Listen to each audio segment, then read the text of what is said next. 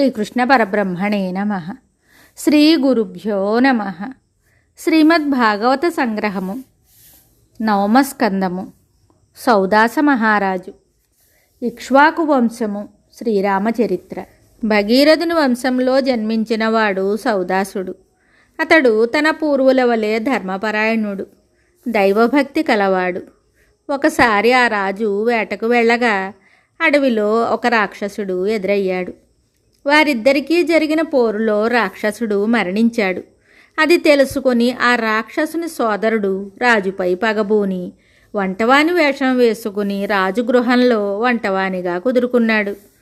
ఒకసారి అతిథిగా వచ్చిన వశిష్ఠ మహర్షికి రాజు విందును ఏర్పాటు చేశాడు. అవకాశం కొరకు ఎదురు చూస్తున్న అసురుడు నరమాంసం వండిపెట్టాడు. వశిష్ఠుడు తినరానిది పెట్టబడినదని తెలుసుకున్నవాడై, నీవు రాక్షసుడు అవుదువుగాక అని శపించాడు. తరువాత ఇది వంటవాడు చేసిన కుట్ర అని తెలుసుకుని రాజు యొక్క రాక్షస జీవితాన్ని 12 సంవత్సరాలకు తగ్గించాడు ఋషి.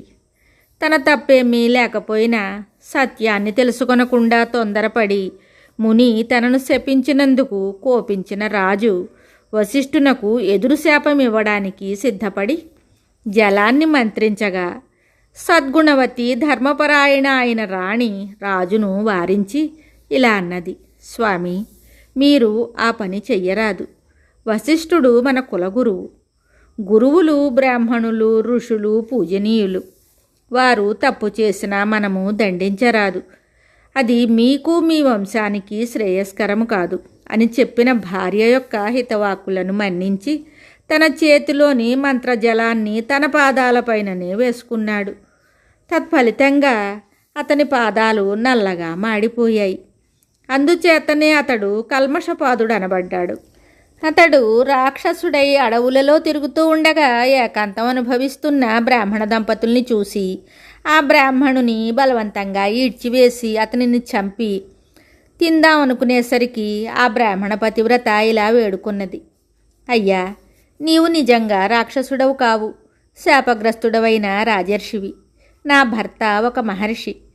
అతనిని ఈ విధంగా భార్య నుండి విడదీసి చంపడం వలన బ్రహ్మహత్యా పాపం నీకు చుట్టుకుంటుంది. నీకు అంత ఆకలిగా ఉంటే నన్ను తిని ఆయనను విడిచిపెట్టు అని ఆమె ఎంత ప్రాధేయపడినా వినకుండా ఆ బ్రాహ్మణుని చంపేశాడు. అప్పుడు ఆమె ఆ రాక్షసుని ఇలా శపించింది: భర్తతో కూడి గర్భవతినిగానున్న నా నుండి నా భర్తను విడదీసి చంపినందుకు నీవు నీ భార్యతో కలిసి గర్భధానము కాకుండానే చనిపోతావు అని శపించి ఆమె అగ్ని ప్రవేశం చేసి మరణించింది. శాపకాలం తీరిన తరువాత రాక్షసుడు రాజు అయ్యి భార్య పొందును కోరగా ఆమె బ్రాహ్మణ స్త్రీ శాపాన్ని గుర్తుకు తెచ్చి వారించింది. అతడు స్త్రీ సాంగత్యం కోల్పోయి వంశం నిలవడానికి వశిష్ఠ బీజముతో అశ్మకుడనే పుత్రుని పొందాడు. అతని మనుమడే ఖట్వాంగ చక్రవర్తి. ఖట్వాంగ చక్రవర్తి దేవతల అభ్యర్థనపై రాక్షసులను సంహరించి ఇంకా తన ఆయుర్దాయం ఎంత ఉందో చెప్పండని దేవతలను కోరగా వారు ఇంకొక ఘడియ మాత్రమే ఉన్నదని, తాను ఏం వరం కోరితే దానిని ఇస్తామని చెప్పారు. ఆ పుణ్యాత్ముడు క్షుద్రమైన విషయభోగాలేవి కోరకుండా విమానంలో తన ఇల్లు చేరుకుని రాజ్యము, భార్యాపుత్రులు, సంపదలు, వైభవాలు అన్నీ బంధకారకాలు గనుక వాటిని విడిచి పరమేశ్వరుడే తప్ప ఇంకేమీ తనకు అవసరం లేదని నిశ్చయించుకొని విష్ణుచరణ ధ్యానంలో నిమగ్నుడై పరమపదాన్ని పొందాడు. ఖట్వాంగుని వంశంలో జన్మించిన రఘువు, దశరథుడు ప్రసిద్ధులయ్యారు. సృష్టి స్థితి లయకర్త అయిన పరమేశ్వరుడు రావణాది రాక్షసుల బారి నుండి సాధు సజ్జనులను కాపాడే లోక కళ్యాణకరమైన సంకల్పముతో బ్రహ్మాది దేవతల ప్రార్థనలను పురస్కరించుకుని భూలోకంలో దశరథ మహారాజునకు పుత్రునిగా అవతరించాడు. అతనితో పాటే భగవదంశతో భరత, లక్ష్మణ, శత్రుఘ్నులు దశరథుని కుమారులై జన్మించారు. విశ్వామిత్ర మహర్షి కోరికను మన్నించి అతడు చేయనున్న యాగాన్ని రాక్షసులు పాడు చేయకుండా రక్షించటానికి దశరథుడు అనుమతించగా రామలక్ష్మణులు విశ్వామిత్రుని వెంట సిద్ధాశ్రమానికి వెళ్ళారు. శ్రీరాముడు యాగభంగము చేయవచ్చిన అనేక మంది రాక్షసులను సంహరించాడు. తాటక అనే ఘోర రాక్షసిని నేలకూల్చాడు. సుబాహుడనే రాక్షసుని చంపి మాయావి అయిన మారీచుని సముద్ర తీరం వరకు తరిమి కొట్టాడు. విశ్వామిత్రుని యాగము నిర్విఘ్నముగా సమాప్తమయ్యింది. విశ్వామిత్రుడు రామలక్ష్మణులను మిథిలా నగరానికి తీసుకుని వెళ్ళాడు. అక్కడ విదేహరాజైన జనకుని ఇంట శివధనస్సు ఉంది. 300 మందిచే మోయబడిన ఆ మహాధనస్సును ఇతర రాజులందరూ ఆశ్చర్యంతో చూస్తూ ఉండగా శ్రీరాముడు ఎక్కుపెట్టినంతనే అది విరిగి ముక్కలయ్యింది. జనక మహారాజు తన పుత్రిక అయిన సీతను శ్రీరామునికిచ్చి వివాహం చేశాడు. గుణము, శీలము, సౌందర్యము, లావణ్యము అన్ని విషయాల్లోనూ సీత శ్రీరామునకు తగియున్న ధర్మపత్ని. దశరథ మహారాజు సీతారామాదులను మిథిల నుండి అయోధ్యకు తీసుకుని వెడుతూ ఉండగా దారిలో రణరంగ భయంకరుడైన పరశురాముడు ఎదురయ్యాడు. అతడు ఈ భూమండలాన్ని 21 సార్లు గాలించి రాజులందరినీ తన గండ్రగొడ్డలికి ఆహుతి చేసినట్టి వీరుడు. శ్రీరాముడు అతనిని ఎదుర్కొని భంగపరిచాడు. మునుపెన్నడో కైకేయికిచ్చిన వాగ్దానానికి కట్టుబడి దశరథుడు శ్రీరామునకు 14 ఏండ్ల వనవాసాన్ని విధించాడు.